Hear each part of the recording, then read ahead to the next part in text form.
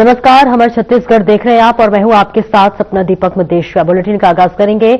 Bastar Olympic 2025 का समापन भव्य समारोह के साथ हुआ। इस मौके पर केंद्रीय गृह मंत्री अमित शाह ने बस्तर के भविष्य को लेकर बड़ा संदेश दिया। उन्होंने कहा कि 5 साल में बस्तर को देश का सबसे विकसित आदिवासी संभाग बनाया जाएगा। साथ ही उन्होंने मार्च 2026 तक नक्सल मुक्त बस्तर को लक्ष्य दोहराया। देखिए रिपोर्ट।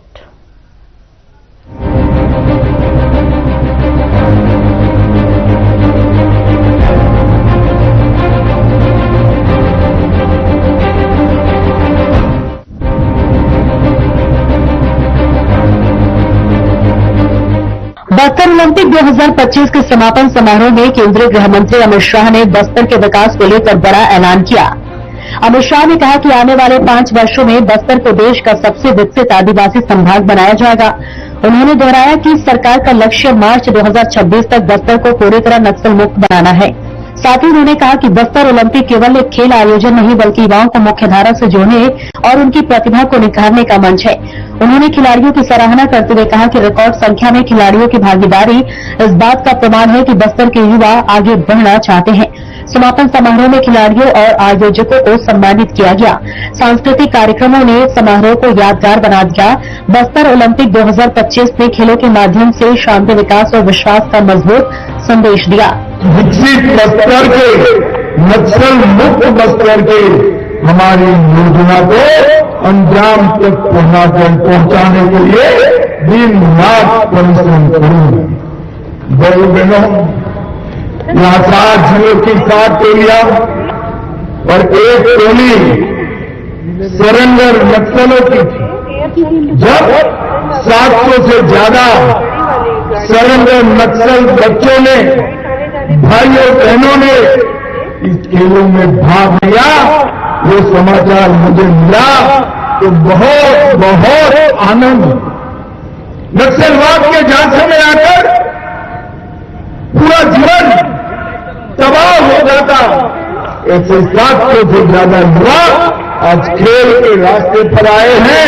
और अभी जो परेड हुई इसमें शांति के प्रति ऐसे सफेद रंग के साथ सरेंडर किए हुए नक्सली खिलाड़ी 200 से ज्यादा संभाग स्तर पर आए हैं।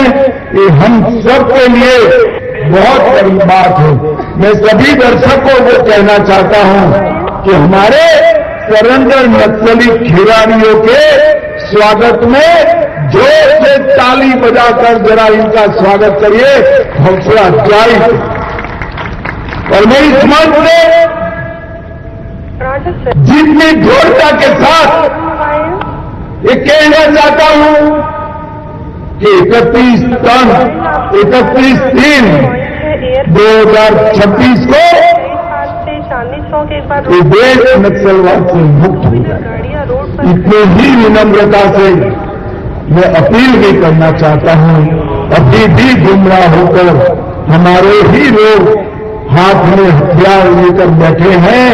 आइए हथियार डाल दीजिए, पुनर्वसन नीति का फायदा उठाइए, अपने और अपने परिवार के कल्याण में जुड़ जाइए। विकसित बस्तर के संकल्पना के साथ आप सब जुड़िए। नक्सलवाद से किसी का भला नहीं है। न नक्सलवाद के लिए हथियार उठाने वाले लोगों का भला होना है, न आदिवासियों का होना है, न हमारे सुरक्षा जवानों का भला। शांति ही विकास का रास्ता प्रशस्त है। मैं फिर से एक बार सभी को अपील करता हूं कि आप वापिस आइए और अच्छा जीवन जिए। युवावाद की ट्रेनिंग, जिसका अर्थ होता है नया मार्ग, और ये मार्ग शांति का है। इस साथ जो खिलाड़ी जो युवावाद के खेले, इस समग्र देश के लिए एक बहुत बड़ा उदाहरण है। वो भय की जगह आशा को चुने हैं, विभाजन की जगह एकता का रास्ता चुने हैं और विनाश की जगह विकास का रास्ता चुने हैं। और यही है नए भारत की मोदी जी की संकल्पना विकसित बस्तर की थी। हमारी बस्तर की संस्कृति दुनिया भर में सबसे समृद्ध संस्कृति, मुड़िया, गुड़िया, कोया, मदरा, मुंडा और हलवा, ये सभी जनजातियों का खान पान, पहरेज और कला, वाद्य, नृत्य और खेलों में पारंपरिकता, ये बहुत बड़ी समृद्ध विरासत केवल छत्तीसगढ़ की नहीं है, समग्र भारत की सबसे समृद्ध विरासत है। भाइयों बहनों, अभी अभी छत्तीसगढ़ सरकार ने आधुनिक रिकॉर्डिंग स्टूडियो बनाकर इसमें पारंपरिक गीतों को सहेजने का काम किया। हल्दी, मतरी, दुर्गी, डोंगी गीतों को न केवल संगीत में सहेजा, इसकी किताबें भी प्रकाशित की। अमूस, माटी, बिहारी, बिहार ऐसे परंपरागत उत्सव त्योहार जो नक्सलवाद के लाल आतंक के साये में समाप्त होने जा रहे थे, इसको भी आगे बढ़ाया है। और डोगरा, आर्ट, लोकनृत्य, इसके प्रशिक्षण शिविर भी लगाए गए हैं। बस्तर ओलंपिक 2025 के समापन समारोह में बड़ी संख्या में खिलाड़ियों ने हिस्सा लिया, जहां खिलाड़ियों का उत्साह वर्धन किया गया। खिलाड़ियों की बढ़ती संख्या से यह स्पष्ट हो रहा है कि बस्तर के युवाओं में खेल और अवसरों के प्रति उत्साह बहुत अधिक है। खासकर महिलाओं की भागीदारी में तीव्र वृद्धि देखी गई। बस्तर ओलंपिक का आज अंतिम दिन था और यहाँ पर केंद्रीय गृह मंत्री अमित शाह जो पहुंचे थे और यहाँ पर खिलाड़ियों का हौसला बढ़ाया था। केंद्रीय गृह मंत्री अमित शाह ने यहाँ पर लगभग 7 जिलों की टीम ने हिस्सा लिया था। लगभग 3,500 खिलाड़ियों ने यहाँ पर भाग लिया और उनमें से कई जिले की टीम जीती। और आप देख रहे हैं यहाँ पर पूरे लगभग 2,500 खिलाड़ी हैं जिन्होंने इस प्रतियोगिता में भाग लिया। इस बार आत्मसमर्पण नक्सली ने भी इस टीम में हिस्सा लिया, हथियार छोड़कर मुख्य धारा में लौटे और यहाँ पर प्रतिस्पर्धा में भाग लिया। और सभी यहाँ पर पहुंचे थे केंद्र मंत्री अमित शाह, गृह मंत्री विजय शर्मा और विष्णुदेव साय, सभी यहाँ पर पहुंचकर खिलाड़ियों का उत्साहवर्धन किया। यहाँ पर कुछ खिलाड़ी है, उनसे भी जानेंगे कि उन्हें इस प्रतिस्पर्धा में कैसा लगा। जी, आपका क्या नाम है? कुमारी सन। कहाँ से होगा? बस्तर से। आज यहाँ पर प्रतिस्पर्धा में भाग लिए तो कैसा लगा आपको? अच्छा लगा। कौन से खेल में आपने भाग लिया? कबड्डी में। तो ये थे टीम जिन्होंने प्रतिस्पर्धा में भाग लिया और आप देख सकते हैं यहाँ पर कई खिलाड़ी हैं। और यहाँ पर अमित शाह जी ने आने वाले साल में और शिरकत करने की बात कही है। मैं विशाल सोनी, कैमरामैन जर्नलिस्ट के साथ हर खबर छत्तीसगढ़। समापन समारोह के दौरान विजेता खिलाड़ियों को सम्मानित किया गया। रंगारंग सांस्कृतिक कार्यक्रमों ने कार्यक्रम को खास बना दिया। बस्तर ओलंपिक 2025 ने खेलों के जरिए शांति, विकास और नए बस्तर का संदेश दिया। Bureau report.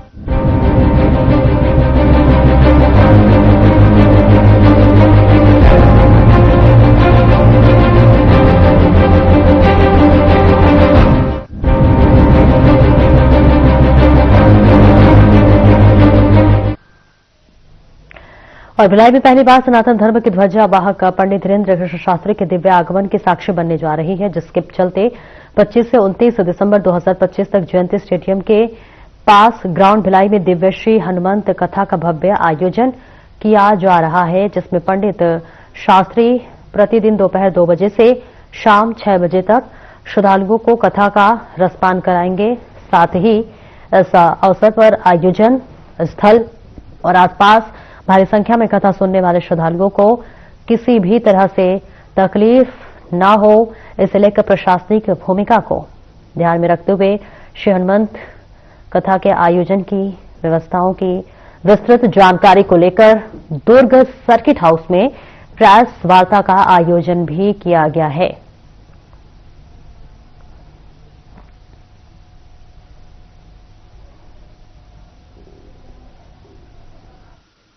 हमारे दुर्ग जिले के भिलाई क्षेत्र के और हमारे संपूर्ण छत्तीसगढ़ की जनता को, भक्तगणों को मैं आमंत्रित करता हूं कि 25 तारीख से हमारे यहां कथा की शुरुआत हो रही है। भिलाई के जयंती स्टेडियम के बगल का जो ग्राउंड है वहीं पर कथा है। समय 2 बजे से शाम के 6 बजे तक का समय है और हमारे 11 प्रकल्प, सेवा प्रकल्प और हमारे 5000 स्वयं सेवक के साथ में, जिनको हमने धर्म सेवक कहा है, उनके माध्यम से क्षेत्र की व्यवस्था बनाई जा रही है। ये खादी और ग्रामोद्योग के अध्यक्ष भी हैं, तो लगातार बीजेपी बात करी स्वदेशी की, तो इस पूरे आयोजन में स्वदेशी को हम किस तरह से यूज करते? देखिए, स्वदेशी निश्चित तौर पे जहां पे ज्यादा संख्या में लोग जुटते हैं, तो हम मानते हैं कि हमारे राज्य की और हमारे स्वदेशी की चीजों के साथ में विपणन हो, तो हम इसकी व्यवस्था बना रहे हैं महिला समूहों के माध्यम से। ये देखिए, आमंत्रण तो सभी को जाएगा। विशेष तौर पे ये हमारे छत्तीसगढ़ क्षेत्र के लिए हमारे दुर्ग और हमारे भिलाई क्षेत्र के भक्तगणों को मैं आमंत्रित करता हूं। बाकी आमंत्रण तो सभी को होगा। एक आगे सर, इतना बड़ा आयोजन है, सुरक्षा की किस तरह की वो बनी हुई है कि चैन स्नैचिंग वगैरह जो है वो इस तरह की घटना द्वारा? शासन प्रशासन का पूरा सहयोग मिल रहा है और हमारे स्वयं सेवकों के साथ में हमारे रिटायर्ड सैनिक और साथ ही साथ में हमारी महिला कमांडो टीम, ये सारे सुरक्षा पे नजर रखें।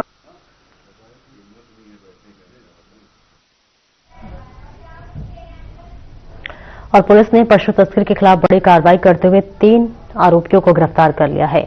बता दें कि मुखबिर से मिली सूचना के आधार पर पुलिस ने तिलाई क्षेत्र के पास नाकेबंदी कर 2 संदिग्ध वाहनों को रोका और उनकी जांच की। जांच के दौरान दोनों वाहनों में 3-3 मवेशी भरे हुए पाए गए।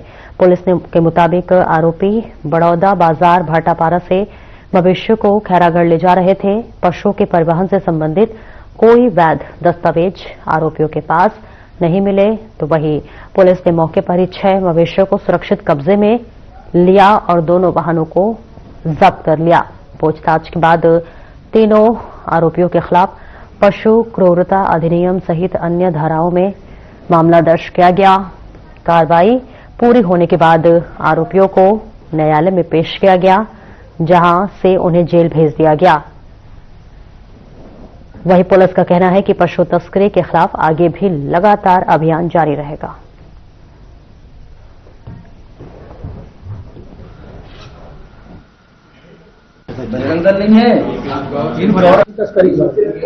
चौकी चिखली को एक जानकारी मिली कि कुछ पशुओं को तस्करी हेतु खैरागढ़ की ओर ले जाया जा रहा है, जिसमें चौकी का स्टाफ और कुछ गौ सेवक ग्राम तिलाई में खैरागढ़ की ओर जाती रोड पर उन्होंने कुछ वाहनों की चेकिंग करी, जिसमें 2 वाहनों में कुल 6, 3 और 3 दोनों वाहनों में कुल 6 नग मवेशी उनको बरामद हुए।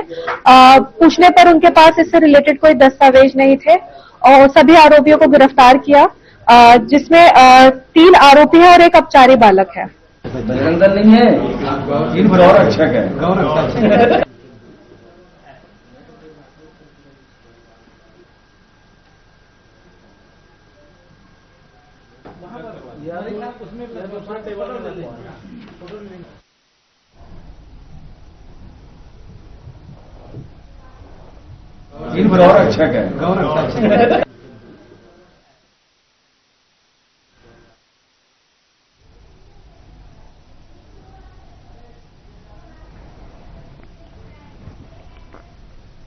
और आगे बढ़ेंगे, जहां राजनांद गांव के चिखली थाना क्षेत्र के अंतर्गत बजरंगपुर नवा गांव में एक सोने मकान में हुई चोरी की वारदात को पुलिस ने महज 2 घंटे के अंदर सुलझा लिया।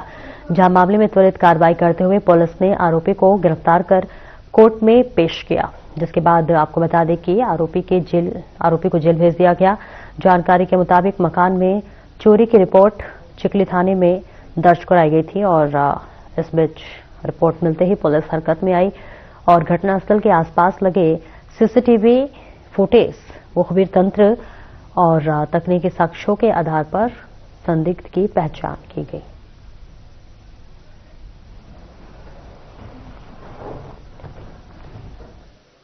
कंप्लेन आई जिसमें प्रार्थी ने बताया कि उनके घर में चोरी हुई है। करीबन 12 बजे वो लोग घर से निकले थे।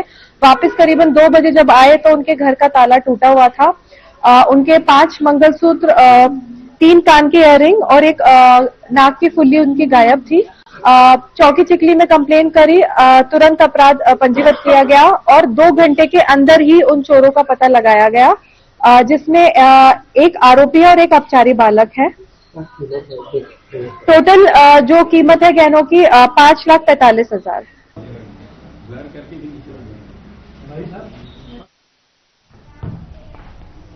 और खबर कांकेर जिले से है, जहां दुर्ग कोंदल ब्लॉक के 953 बच्चों ने नवोदय विद्यालय में प्रवेश के लिए परीक्षा दी। आपको बता दें कि दुर्ग कोंदल ब्लॉक में 4 परीक्षा केंद्र बनाए गए थे, जिसमें बच्चों ने परीक्षा दी। पीएम श्री विद्यालय के प्राचार्य अजय नेताम ने बताया कि पीएम श्री विद्यालय दुर्ग कोंदल में 240 बच्चों को परीक्षा देना था, जिसमें 11 बच्चे अनुपस्थित रहे। बच्चों ने बहुत ही अच्छा परीक्षा दी है। हमें उम्मीद है कि रिजल्ट भी बहुत अच्छा आएगा। हमारे परीक्षा केंद्र शास्त्री स्वामी आत्मानंद उत्कृष्ट विद्यालय दुर्ग कोंदल में 240 रजिस्टर्ड थे, उसमें से 229 प्रेजेंट रहे हैं। परीक्षा बढ़िया रहा है, बच्चे खुश नजर आ रहे हैं। इसका मतलब ये है कि बच्चों ने अच्छा पेपर हल किया है। मुझे आशा है कि ज्यादा से ज्यादा बच्चों का सिलेक्शन होगा। इनका समय जो था 10:30 से 1:30 बजे तक। एक्चुअली में परीक्षा का जो टाइम था 11:30 से 1:30 बजे तक। क्या नाम है आपका? यशस्वी भट्टराज। कहाँ से आप लोग पेपर दिलाए? दुर्ग कोंदल से। ये कहाँ पढ़ाई कहाँ करती है? पीएम श्री सेजस दुर्ग कोंदल।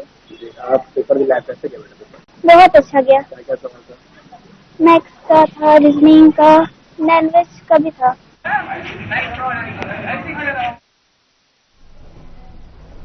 राजनांदगांव जिला न्यायालय में आज नेशनल लोक अदालत का आयोजन किया गया, जहां वर्षों से लंबित सैकड़ों मामलों का आपसी सहमति से त्वरित निराकरण किया गया है। लोक अदालत में मारपीट, यातायात विवाद, घरेलू झगड़े, चेक बाउंस और आपसी विवाद से जुड़े मामलों का निपटारा किया गया है। सुबह से ही न्यायालय परिसर में पक्षकारों की भीड़ देखने को मिले। न्यायिक अधिकारियों और अधिवक्ताओं की मौजूदगी में बातचीत और समझौते के जरिए मामलों को सुलझाया गया। जिला विधिक सेवा प्राधिकरण सचिव नीलेश जगदला ने बताया कि लोक अदालत से न्यायालयों का बोझ कम होता है और आम लोगों को मानसिक व आर्थिक राहत मिलती है।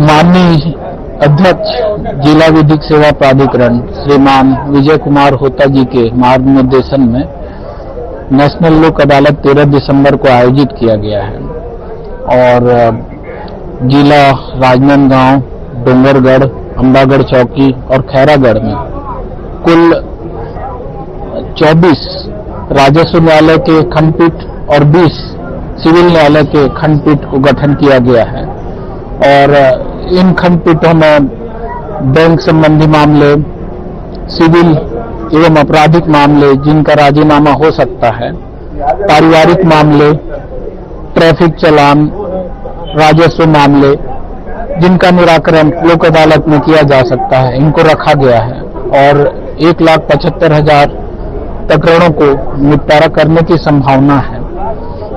और लोक अदालत एक ऐसा मंच है जहां पर दो पक्ष हैं, न कोई जीतता है न कोई हारता है। आपसी वैमनस्य और कटुता को भुलाकर वे आपस में समझौता करते हैं और निश्चय ही ये एक अच्छा मंच है और माननीय अध्यक्ष महोदय के निर्देशन में एक यह सफल आयोजन है।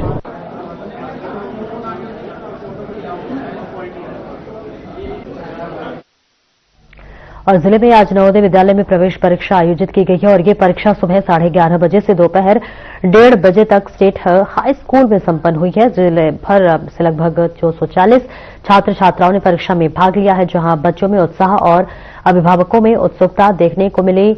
हर साल की तरह इस परीक्षा में अच्छे अंक लाने वाले छात्रों को जवाहर नवोदय विद्यालय में प्रवेश का अवसर मिलेगा। परीक्षा शांतिपूर्ण और व्यवस्थित तरीके से संपन्न हुई। परीक्षा के बाद बच्चों ने राहत की सांस ली और अभिभावक अच्छे परिणाम की उम्मीद जता रहे हैं।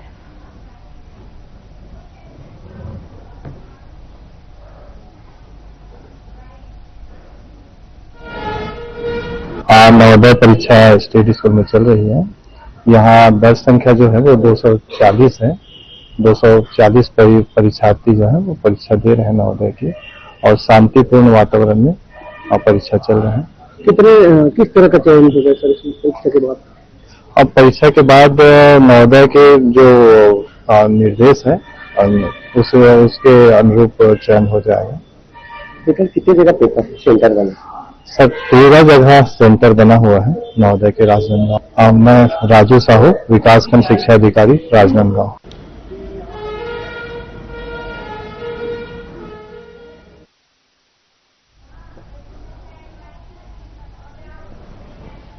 और राजनांदगांव के गांधी सभागृह में 11वीं राज्य स्तरीय बॉडी बिल्डिंग एवं पावर लिफ्टिंग प्रतियोगिता का भव्य शुभारंभ हुआ। 3 दिवसीय इस आयोजन में प्रदेश भर से करीब 300 खिलाड़ी भाग ले रहे हैं। पहले दिन बॉडी बिल्डिंग, दूसरे दिन वेट लिफ्टिंग और तीसरे दिन पावर लिफ्टिंग स्पर्धाएं आयोजित की जाएंगी। वहीं खिलाड़ियों की मेहनत, ताकत और अनुशासन ने दर्शकों को मंत्रमुग्ध कर दिया। आयोजन का उद्देश्य युवाओं में फिटनेस के प्रति जागरूकता बढ़ाना और खेल प्रतिभाओं को मंच प्रदान करना है।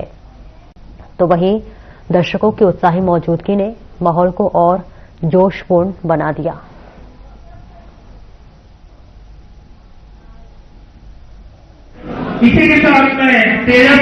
यहाँ पे ये 11वीं छत्तीसगढ़ राज्य स्तरीय power lifting and body building competition है, जिसमें सारे छत्तीसगढ़ प्रदेश से सारे खिलाड़ी यहाँ पे आके अपना भागीदारी दर्ज कर रहे हैं। यहाँ पे मेंस एंड वुमेन्स दोनों का यहाँ पे होने वाला है।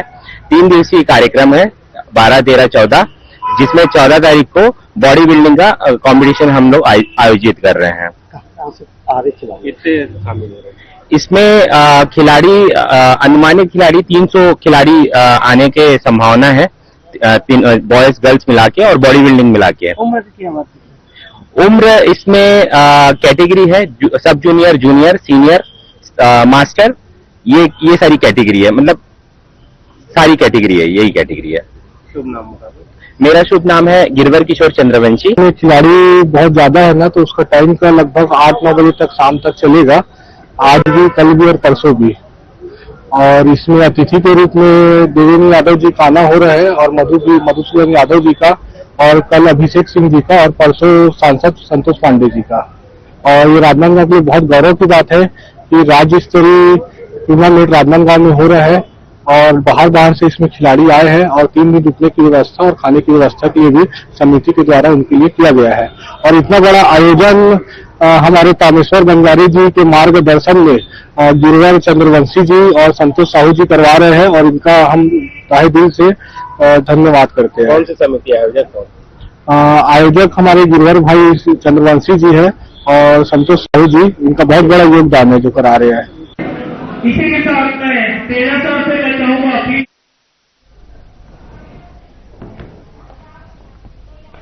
फिलहाल इस बुलेटिन में इतना ही। नमस्कार।